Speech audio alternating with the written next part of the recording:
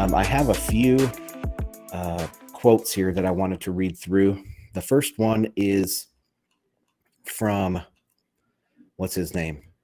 Wang Yi. He's the foreign minister in China. I think the foreign minister to Taiwan.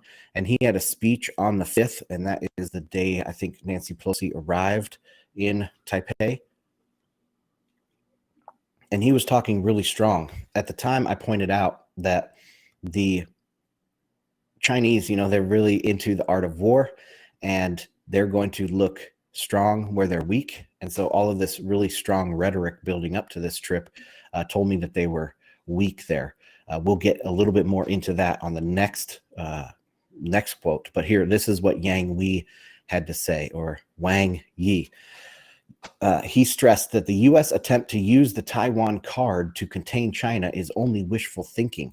It will by no means hold back the historical trend of Taiwan return to the motherland, nor can it stop the historical progress towards great rejuvenation of the Chinese nation.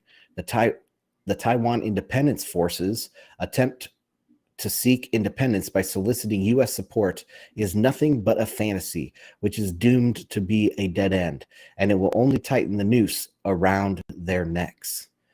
Skipping down a little bit, regarding the U.S. allegation that China is changing the status quo in the Taiwan Strait, Wang Yi, said that this is an out-and-out lie and groundless accusation. Taiwan has never been a country.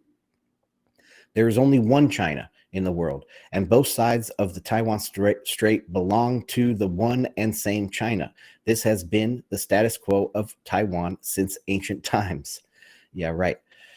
Since the Democratic Progressive Party took office, that is the ruling party in Taiwan, it has been pushing for incremental Taiwan independence and de-Sinanization, or de-Chinanization, and trying to create the false impression of two Chinas, or one China and one Taiwan, on various occasions.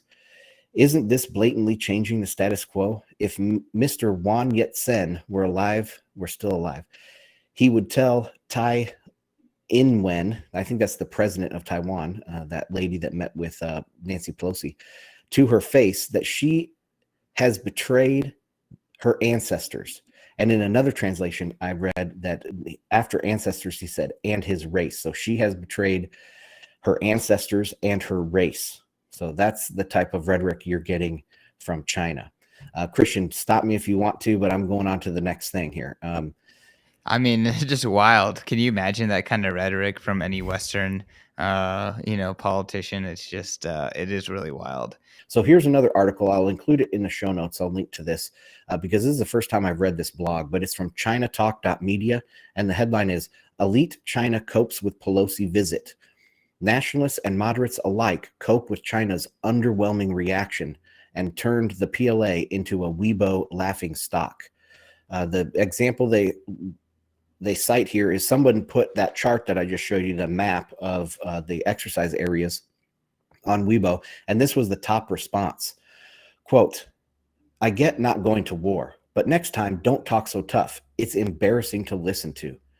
The next quote, so useless. We're a laughing stock. Next quote, rather we'd save the money.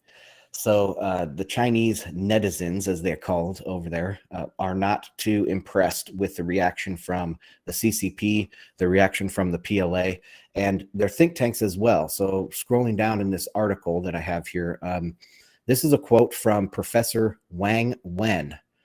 Wang serves as the executive dean at the Chongyang Institute for Financial Studies at Renmin University in China, and he's the executive director of the China-U.S. People-to-People Exchange Research Center. So he's supposedly some big think tank guy over there.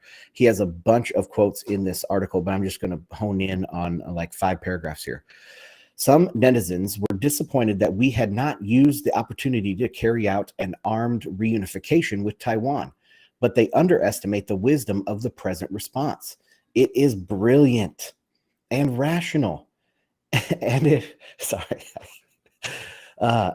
represents China as a responsible and peaceful global power. In terms of military power, China is more than capable of toppling Taiwan. That is reunifying with Taiwan by force. However, as I previously stated, armed reunification is a necessary but not sufficient condition for the great rejuvenation of the Chinese nation. So they're talking about reunification, but I thought they were one China. I thought this is the whole policy that, one China here, one China in the Wang, what was this, Wang Yi's statements just a minute ago. Everything is about one China, but he's saying right here that they have to reunify with China by force.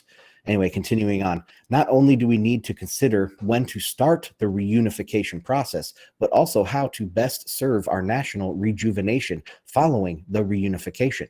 The crux is that China needs to outperform the US in terms of economic power, attain financial and military strength comparable to that of the US, and develop an overwhelming capacity to counter international sanctions. By doing this, the US will no longer be able to form an external force to interfere in our affairs after the reunification in the long run. Consider what would have happened if Pelosi's plane had been shot down, as some have speculated, or if armed forces had been used directly against Taiwan. Such actions could have resulted in a major military clash between China and America, possibly leading to world war. A major military clash with the U.S. is not the goal of China's foreign policy, nor is it the path to a better life for the common people. That's very important. The think tank folks over there in China are saying war with the West is not the path to a better life for the common people.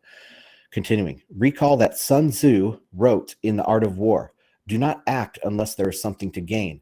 Do not use military force without the certainty of victory. Do not go to war unless the situation is critical.